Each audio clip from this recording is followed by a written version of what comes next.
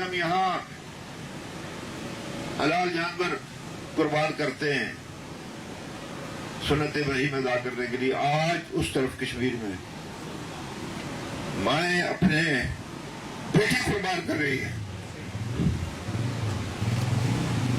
اپنے لالوں گور قربان کیے جا رہے ہیں, میری بیٹیاں قربانی دے رہی اس طرف. یہ بھی سنت ابراہیمی ادا کرنے کا طریقہ جو کشمیری نے اپنایا پچھلے 30 سال سے. آج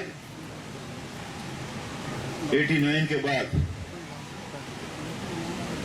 1 لاکھ شہادتیں, ہزاروں میری بیٹیوں میری ماؤں کی عصمتیں لٹی ہے, ہزاروں میری بہنیں انتظار میں کہ ان کے شوہر کب واپس آئیں گے, بچیاں انتظار میں کہ ہمارا باپ کب آئے گا, ان کے سر پر ہاتھ کون رکھے گا. بوڑھے والدین اس انتظار میں ہے کہ ہماری بڑھاپے کا سہارا کدھر جائے گا, اس کو تلاش کریں.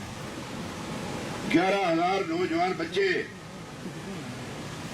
اغوا کیے گئے کشمیر سے اس 5 اگست کے بعد, جو ہندوستان میں کی مختلف جیلوں میں گرفتار ہیں.